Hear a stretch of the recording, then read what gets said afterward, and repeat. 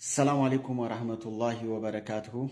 ዛሬ ደግሞ ስለ ደም መርጋት ወይም ደግሞ ስለ ቬን ትሮምቦሲስ ትንሽ ልበላችሁ ብዬ ነው።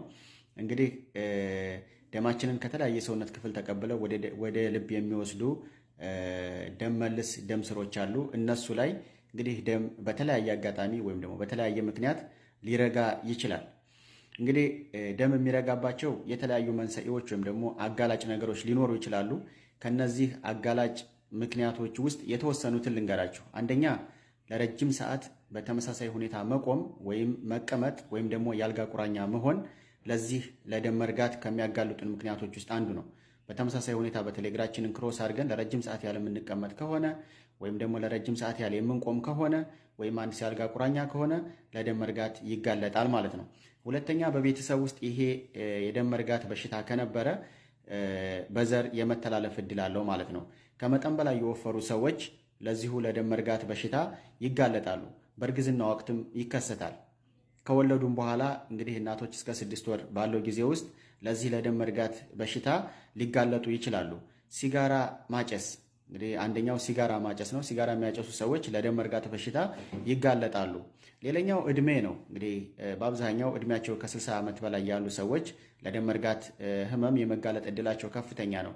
ሌላኛው ቫሪኮስ ቬይን ያለባቸው ሰዎች ለደም መርጋት የመጋለጥ እድል አላቸው። እንግዲህ ባለፈው ስለ ቫሪኮስ ቬይን ስናወራ መቼ ሐኪም ቤት መሄድ አለባችሁ የሚለው ላይ የቆዳ ቀለም የሚቀየር ከሆነ ብለናል አይደለ? ያ ማለት ይሄ የደም መርጋት በሽታ ከተከሰተ እንደማለት ነው። ወይም ደግሞ ይሄ ወደ ቫሪኮስ ቬይኑ ወደ ደም መርጋት ከተቀየረ እንደማለት ነው። ሌላኛው እንግዲህ ቀዶ ጥገና ያደረጉ ሰዎች በተለይ ሜጀር ሰርጀሪ የምንለው ከፍተኛ ቀዶ ጥገና ያደረጉ ሰዎች ለደም መርጋት በሽታ ሊጋለጡ ይችላሉ። ስለዚህ ደም መርጋት ካለ በተለይ እግራችን ላይ ባት አካባቢ ላይ ደም መርጋት ካለ ምን አይነት ምልክቶች ሊታዩ ይችላሉ? አንደኛ፣ የቆዳ ቀለም መለወጥ ይኖራል።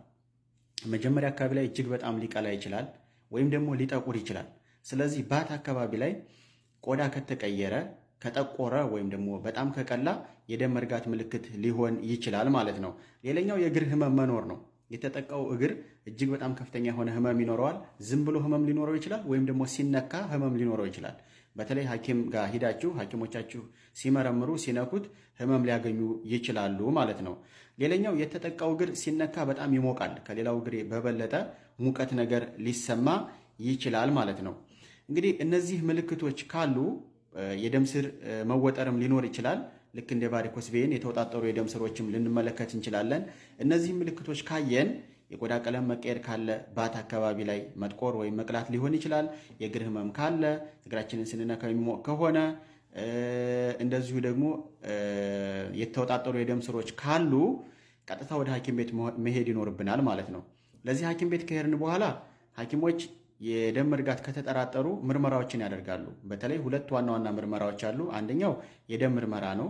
እንግዲህ ደማችን ለመርጋት ወይም ደግሞ እንትን ለማለት ምን ያህል ሰዓት ይፈጅበታል፣ ምን ያህል ሰከንድ ይፈጅበታል የሚለውን ምርመራ ሊሰሩ ይችላሉ። ወይም ደግሞ ዶፕለር አልትራሳውንድ ሊሰሩ ይችላሉ።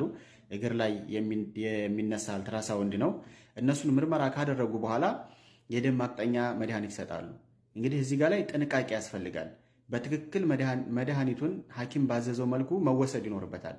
ይሄ ካልሆነ ግን እዚህ እግር አካባቢ ላይ የተቋጠሩት ደም ወይም ደግሞ የረጋው ደም ተቆርጦ ወደ ሳምባ አካባቢ ሄድና ሳምባ ሊዘጋ ይችላል። ለድንገተኛ ህመም ሊያጋልጥ ይችላል። ስለዚህ በትክክል መድኃኒቱ መወሰድ አለበት። በትክክል ላቦራቶሪ ቀጠሮ በተሰጣችሁ ልክ እየሄዳችሁ ላቦራቶሪ ክትትል ማድረግና መድኃኒቱን በትክክል መውሰድ ያስፈልጋል ማለት ነው። ይህ በሚደረግበት ሰዓት ላይ እንግዲህ የአኗኗር ዘይቤንም መቀየር ያስፈልጋል። ለምሳሌ ክብደት መቀነስ ሊሆን ይችላል። ሲጋራ የሚወስዱ ሰዎች ሲጋራቸውን ማቆም ይኖርባቸዋል። አካላዊ እንቅስቃሴ ማድረግ ተገቢ ነው። እግርን ከፍ እያደረጉ እረፍት ማድረግ ወይም ደግሞ መተኛት ተገቢ ነው። እንዲሁም ደግሞ ከታች ጨምቀው የሚይዙ ስቶክስ ወይም ደግሞ ካልሶችን መልበስ ተገቢ ነው ማለት ነው። ይህም በማድረግ እንግዲህ ሐኪሞቻችን ጋር እየተመካከርን ይህን የደም መርጋት በሽታ በአግባቡ ትሪት መደረግ መቻል አለበት። ያ ካልሆነ ግን ተቆርጦ ወደ ሳምባ ይሄድና ለድንገተኛ ሞት ሊዳርግ ይችላል።